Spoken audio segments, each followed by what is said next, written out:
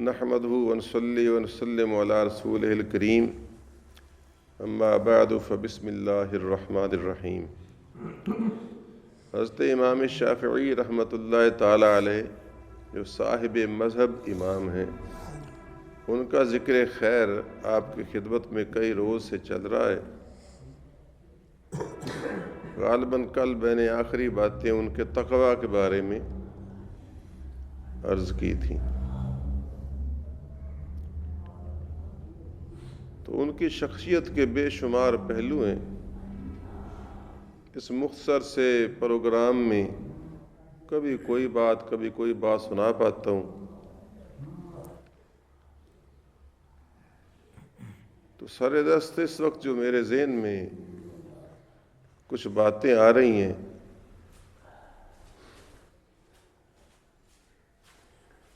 اور خاص طور پر ایک بڑی دلچسپ بات آ رہی ہے اور وہ سبق آموز بھی ہے، اور ان کے تقویٰ کی بھی نشانی ہے، لیکن آپ کے لیے شاید وہ ایک لطیفہ بھی کہلائے گا۔ امام شافعی رحمۃ اللہ تعالی علیہ ایک دن سر راہ گزر رہے تھے، تو اچانک کسی نہایت حسین جمیل عورت پر نظر پڑ گئی۔ اتفاق سے، ورنہ وہ پردے کا زمانہ تھا، کہیں گزرے ہوں گے تو وہ بھی اتفاق سے اس وقت بغیر پردے کی کھڑی ہوگی، تو آپ کی نگاہ اس پر پڑ گئی اور وہ آپ کو اچھی لگی، کیونکہ ایک نگاہ میں تھوڑا سا اندازہ ہو جاتا ہے نا، تو کوئی بہت خوبصورت عورت ہے۔ اب آپ کے دل میں یہ تمنا بیدار ہوئی کہ دوبارہ دیکھوں، مگر شریعت کا جو کوتوال تھا، جس کو ضمیر کہتے ہیں، وہ آپ کے سامنے آ کر کھڑا ہو گیا کہ خبردار، قل للمؤمنین یغضوا من ابصارہم ویحفظوا فروجہم۔ قرآن کریم کا ارشاد ہے اور رسول اللہ کا ارشاد ہے کہ ایک نظر تو جائز ہے جو اتفاق سے پڑ جائے، اور دوسری نگاہ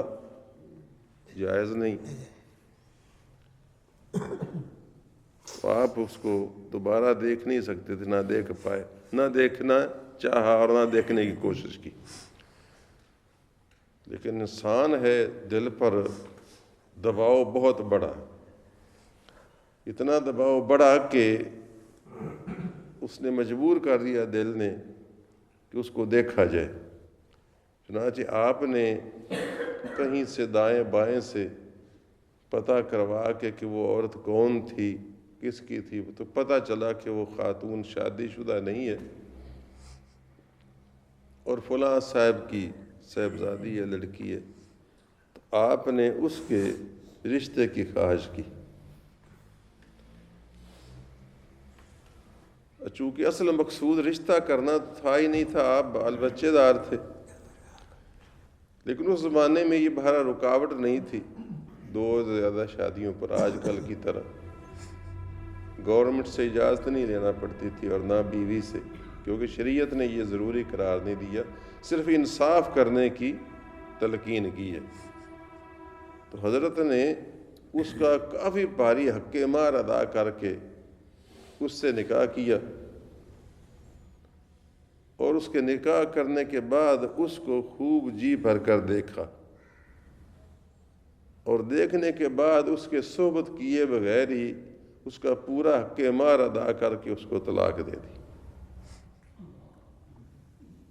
ڈاکٹر صاحب حیران ہو کر دیکھ رہے ہیں، ظاہر ان کے لیے حیرانی کا سامان ہے۔ یعنی حضرت امام شافعی رحمۃ اللہ تعالی علیہ نے کوشش کر کے اس کا بھاری حق مار ادا کر کے نکاح کیا اس کو دیکھنے کے لیے، اور دیکھنے کے بعد بغیر اس کی صحبت کے، صرف دیکھ کر اچھی طرح اور اس کو حق مار ادا کر کے فارغ کر دیا، طلاق دے دی۔ تو آپ اس سے کیا اندازہ کر سکتے ہیں ان کے تقوی کی انتہا کا، اور صاحب دل ہونے کا، اور ایک یہ بات بھی بتانے کا کہ اللہ والوں کے پاس بھی دل ہوتا ہے، ان کی بھی خواہش ہوتی ہے، لیکن اللہ تبارک و تعالیٰ کے حکم کو اتنا مقدم رکھتے ہیں کہ جو اتنی خواہش تھی بس وہی پوری کی، اور ان کا نفس اتنا پاکیزہ تھا کہ حاصل ہونے کے بعد اور صحبت حلال ہونے کے بعد بھی صحبت نہ کی، اور جتنی اس وقت دل نے تمنا کی تھی بس اتنی پوری کر کے اس کو فارغ کر دیا۔ کیا یہ عجیب و غریب حکایت نہیں ہے؟ کیوں جی؟ عجیب و غریب حکایت ہے۔ اب نکلو کس طرف سے نکلتے ہو؟ کیا ان کے تقوی پر تم کوئی انگلی اٹھا سکتے ہو؟ کہ انہوں نے دوسری نگاہ جائز، قرآن کریم اور حدیث پاک کا اتنا عمل، اور پھر اس کے لیے انہوں نے کتنی جائز طریقے سے کوشش کی اور کتنا حق مار دیا، اور بس وہی تمنا پوری کی جو دل نے چاہی تھی، اس سے زیادہ حلال ہونے کے باوجود انہوں نے اپنے نفس کی خواہش کو پورا نہیں کیا۔ تو ایسے ایسے لوگ ہیں، اور ایسے ایسے لوگوں کی ایسی ایسی باتیں بعض اوقات ہماری تو سمجھ میں بھی نہیں آتی،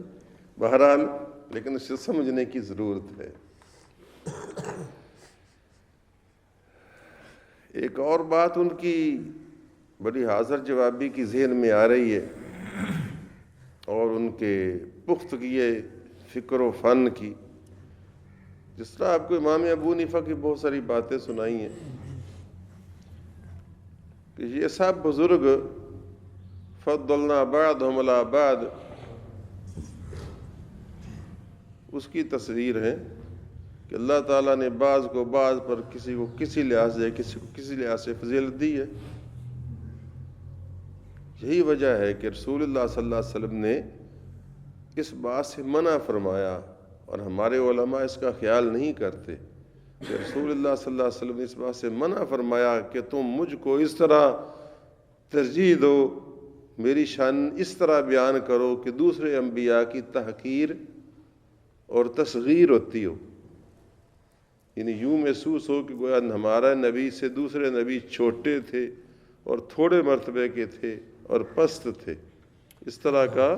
انداز اختیار نہ کرو، اور اس طرح کا موازنہ مقابلہ نہ کرو کہ جسے دوسرے انبیاء کرام کی کمی کا پہلو اجاگر ہوتا ہو بار بار۔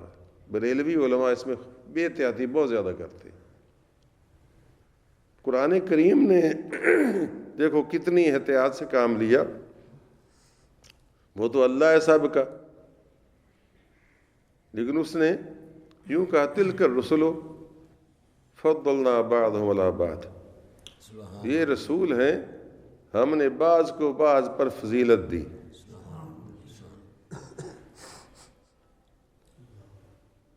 پھر آگے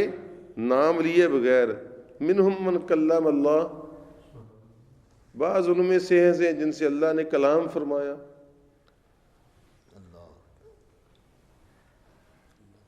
اور کوئی ان میں سے ایسے ہیں جن کو اللہ تعالیٰ نے درجوں بلند کیا، اور عیسیٰ ابن مریم کو اللہ تعالیٰ نے انجیل عطا فرمائی، کتاب عطا فرمائی، بینات عطا فرمائی، روشن معجزے عطا فرمائے۔ عیسیٰ علیہ السلام کے ذکر میں ایک نام لیا گیا، اور وہ بھی اس لیے کہ ان کے معجزے مستقل دائمی تھے، اگرچہ چند ایک تھے، کوڑی کو تندرست کرنا، کیونکہ وہ لا علاج سمجھا جاتا تھا، برس والے کو تندرست کرنا، بلکہ پھر وہاں پھر فرما دیا وَآتَيْنَا عِیسَىٰ ابْنَ مَرْیَمَ الْبَیِّنَاتِ وَأَیَّدْنَاهُ بِالرُّوحِ الْقُدُسِ، اور ہم نے اس کو جبرائیل امین کی خصوصی تائید عطا فرمائی ہوئی تھی۔ مطلب ہے کہ اس میں کوئی ایسی بات نہیں ہے جس میں کسی کی کمی کا اشارہ ہو، بلکہ بعض کو بعض پر فضیلت کی بات کی، حالانکہ بعض کو بعض پر فضیلت دینے کا جملہ یوں بھی ادا کیا جا سکتا تھا کہ بعض سے کم ہے، کہ نہیں، بعض سے فضیلت والے ہیں، اس کا معنی وہی ہے جو اس لفظ کا معنی کہ بعض سے فضیلت میں کم ہے۔ لیکن کم کا لفظ اللہ تعالیٰ نہیں لایا. بعض سے فضیلت والے ہیں، ظاہر تو یہ آٹومیٹک کم ہی ہو گئے، لیکن اس نے اللہ تعالیٰ یوں نہیں بیان کیا. یہ انداز بلاغت اللہ تبارک و تعالیٰ کا حصہ ہے. اس لیے ان ائمہ کرام کے بارے میں بھی میں یہی کہوں گا کہ بعض کو بعض پر فضیلت حاصل ہے. کسی کو اللہ تعالیٰ نے کچھ عطا فرمایا، کسی کو اللہ تعالیٰ نے کچھ عطا فرمایا، کام ان میں سے کوئی بھی نہیں. اس پر ایک خوبصورت لطیفہ یاد آیا. سلطان محمود غزنوی رحمۃ اللہ تعالیٰ علیہ نے ایک مرتبہ اپنے امراء وزراء کے درمیان بیٹھے ہوئے دربار میں، جن میں ایاز سلطان محمود کا خاص الخاص محبوب غلام بھی تھا، اور ان دنوں وہ بھی بڑے بڑے امراء وزراء میں داخل تھا،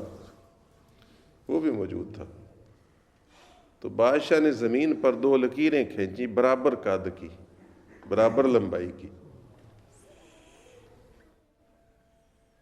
اور حکم دیا کہ میں چاہتا ہوں کہ ان 2 لکیروں میں سے ایک بڑی ہو جائے، لیکن میں مٹانے نہیں دوں گا. 2 لکیروں میں سے ایک لمبی ہو جائے دوسرے سے، لیکن میں مٹانے نہیں دوں گا کسی کو. سب مسکرا کر کہنے لگے بادشاہ سلامت، یہ کیسے ہو سکتا ہے کہ ایک لکیر ان میں سے چھوٹی ہو جائے اور اس کو مٹایا نہ جائے، اور دوسری لمبی ہو جائے اس کو مٹایا نہ جائے. مٹانا تو پڑے گا، تبھی 2 لکیروں میں سے ایک جو ہے نا چھوٹی ہوگی، ایک لمبی ہوگی. تو بادشاہ نے ایاز کی طرف دیکھا کہ ایاز تم کر سکو گے؟ اس نے کہا جناب بالکل. کرو. اس نے ایک لکیر کو لمبا کر دیا، دوسری خود بخود چھوٹی ہو گئی. سارے سرخرو ہو گئے، وہ سب کے سامنے ایاز سرخرو ہو گیا اور کامیاب گیا، انعام پا گیا.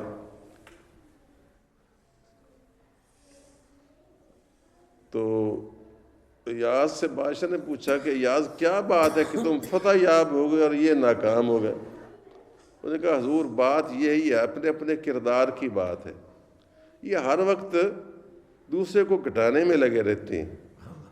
اس لیے خود شکست کھاتے ہیں. فکرے سمجھو، مجھے پتہ ہے شاید سب کو سمجھ، یہ ہر وقت دوسرے کو گھٹانے میں لگے رہتے ہیں،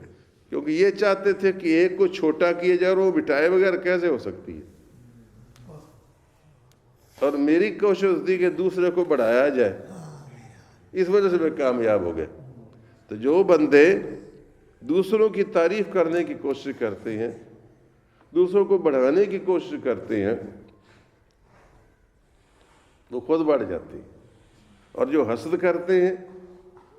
اور کہتے ہیں کہ فلانا بھی پیچھے رہ جائے، فلانا بھی پیچھے رہ جائے، فلانا بھی پیچھے رہ جائے، میں آگے نکل جاؤں، تو وہ خود مار کھا جاتے ہیں. سمجھا گی نا؟ اس میں ایک سبق پنہاں تھا.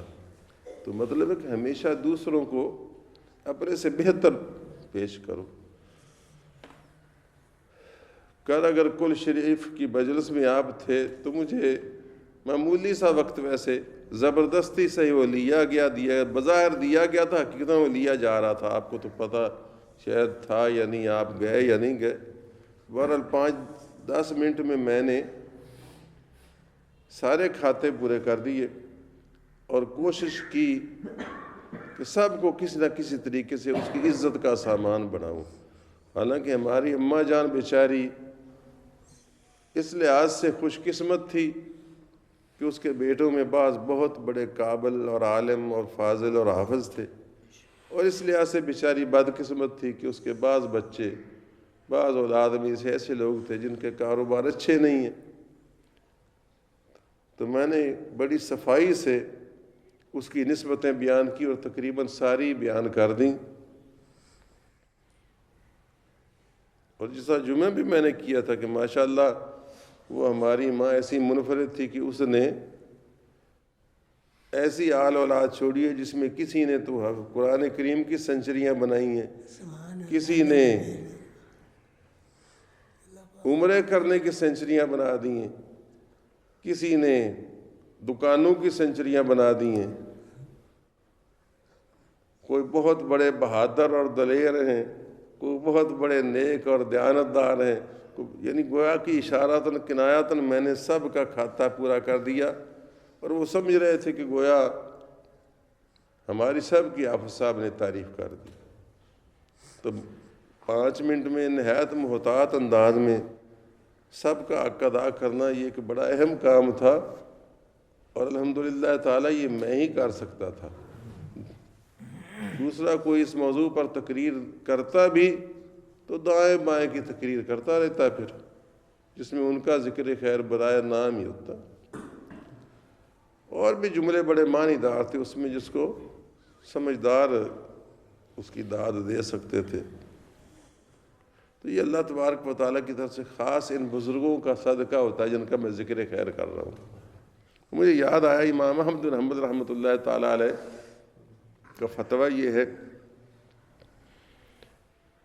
کہ نماز جان بوجھ کر جو چھوڑے کافر ہو جاتا ہے۔ امام احمد بن حنبل رحمۃ اللہ تعالیٰ علیہ کا فتویٰ، اور وہ حضرت امام شافعی کے شاگرد بھی تھے،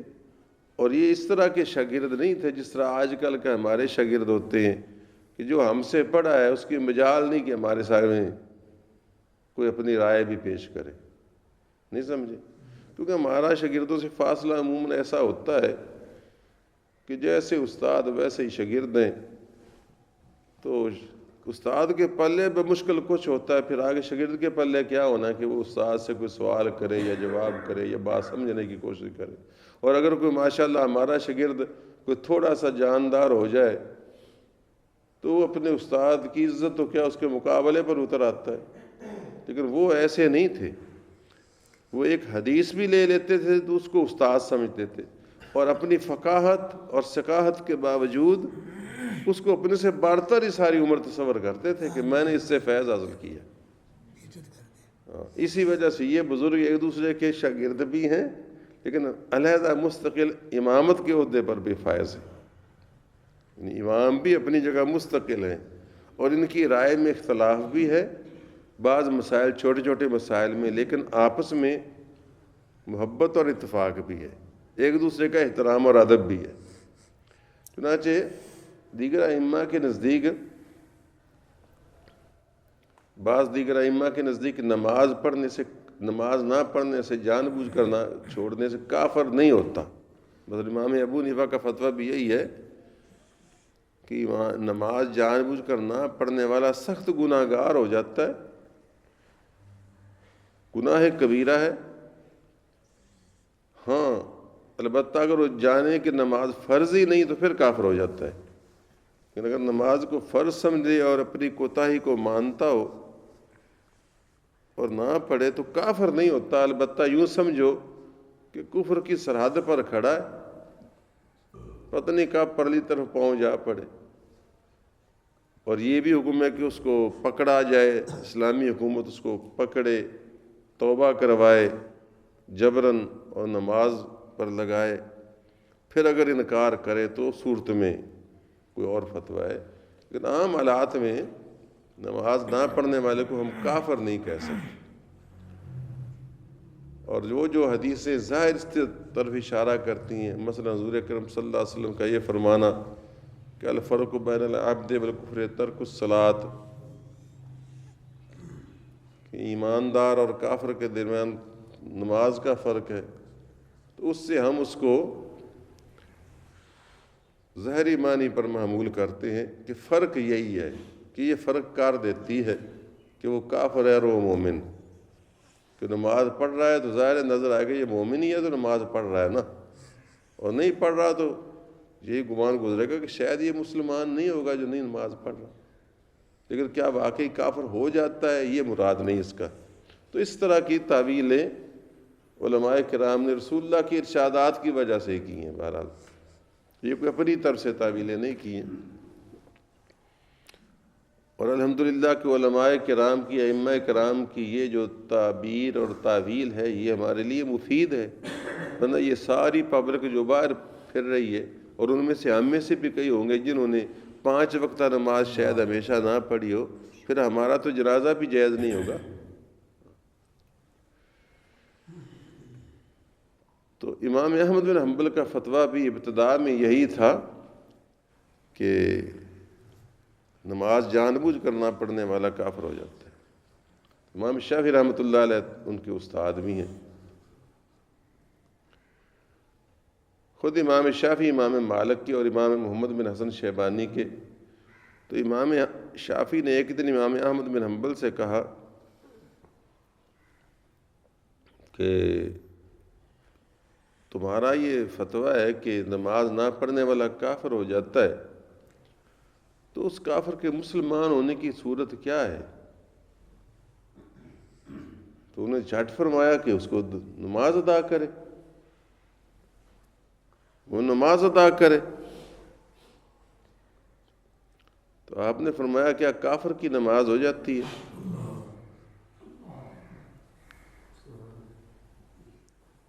کیا کافر کی نماز ہو جاتی ہے؟ تو اب امام احمد بن حنبل رحمۃ اللہ تعالیٰ حیران پریشان سے ہو کر سوچنے لگے کہ واقعی کافر کی تو نماز نہیں ہو سکتی، پہلے پھر وہ کافر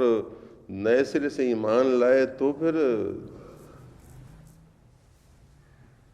چنانچہ امام احمد بن حنبل نے بھی اپنے آخر میں اس فتوے سے رجوع کر لیا تھا۔ تو دیکھو کس طرح انہوں نے ایک بات سے فوراً مسئلے کو حل کر دیا کہ معلوم ہوا کہ وہ حقیقتاً کافر نہیں ہوتا، کیونکہ اگر حقیقتاً کافر ہو جاتا تو پھر اس کو پہلے سے دوبارہ تجدید ایمان کرنی چاہیے تھی، تجدید نکاح کرنی چاہیے تھی، اگر شادی شدہ ہے تو پھر اس کے بعد پھر نماز پڑھنی چاہیے۔ تو جب تم نے خود جھٹ سے کہہ دیا کہ نماز پڑھے تو اس کا مطلب ہوا کہ وہ ابھی اس زمانے میں کافر نہیں ہوا کہ اس کو تجدید ایمان کی ضرورت ہو۔ تو آپ اندازہ فرما لے سکتے ہیں اس سے کہ یہ حضرات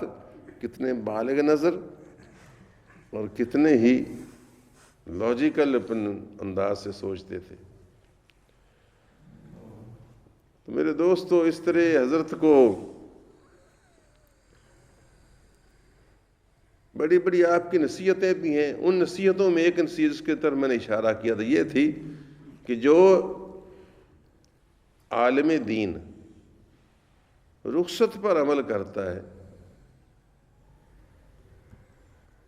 وہ کسی اعلیٰ مقام تک نہیں پہنچ پاتا، سمجھے؟ جو عالم دین ہمیشہ رخصت پر عمل کرتا ہے وہ کسی اونچے مقام تک پہنچ نہیں پاتا۔ اب اس کی وضاحت میں بھی الجھن ہو سکتی، وہی بات جو میں کہہ رہا ہوں کہ میں کیا کروں، اگر بیان کروں مسائل تو الجھن ہے، نہ بیان کروں تو الجھن ہے، کیونکہ جو حاضرین ہیں ان کا ایک معیار ہونا بڑا ضروری ہے۔ صاف بات ہے بھائیو، کوئی ہمارے بزرگ، ہمارے پیر و مرشد وہ بے سمجھ نہیں تھے جو عوام کی جلسوں میں، عوامی مجلسوں میں اس طرح کے اعلیٰ پائے کے موضوعات ڈسکس نہیں کرتے تھے۔ پھر اللہ تعالیٰ نے ان کو ایک موقع دیا کہ ان کے پاس علماء پڑھتے تھے۔ ہمارے نصیب میں عوام رہے، یہ 2-4 بیٹھے ہیں جن کو کہا جا سکتا ہے کہ ان کا وقت ہے علم حاصل کرنے کا۔ قاری صاحب ہیں، مشکور احمد ہے، محمد عمر ہے،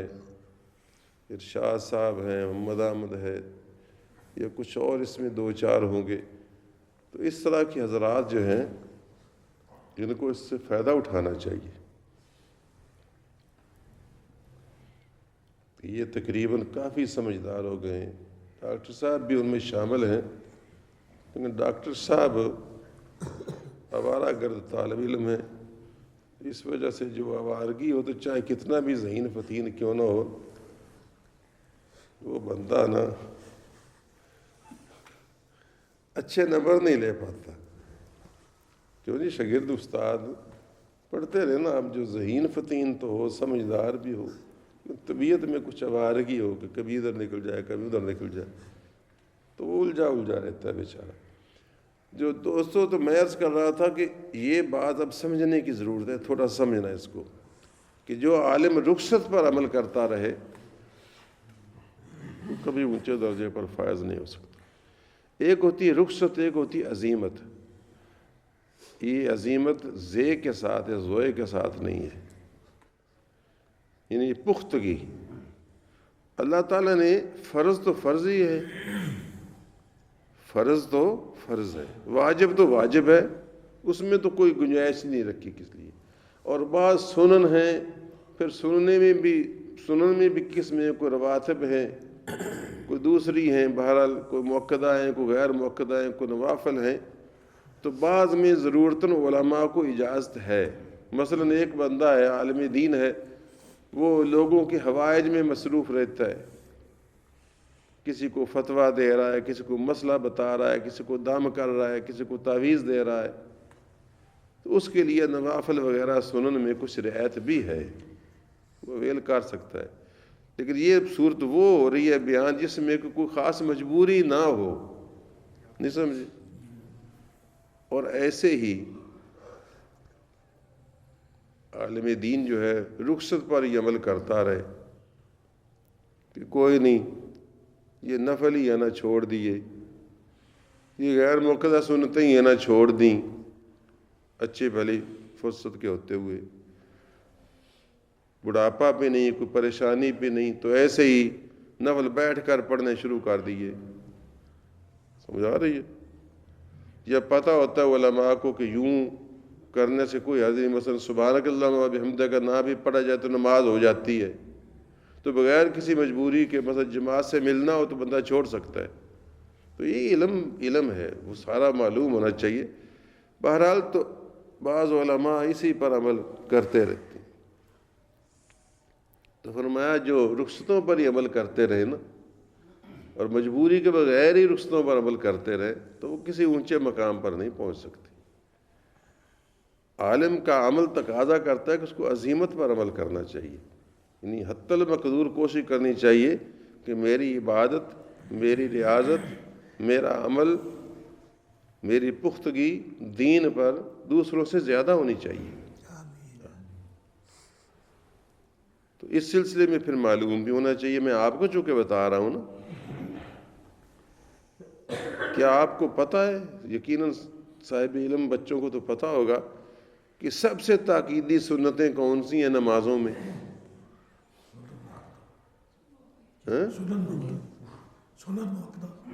نہیں، سنن مؤکدہ میں کون سی تاکیدی سنتیں ہیں جو سب سے زیادہ اہم ہیں؟ فجر کی دو سنتیں سب سے زیادہ اہم ہیں. اب میں نام لیے بغیر کسی کا ذکر کروں گا، آپ خود اپنے اپنے بارے میں سوچ لیں کہ جو شخص ان دو سنتوں کو پہلے نہیں پڑھتا اور بغیر کسی غیر معمولی مجبوری کے،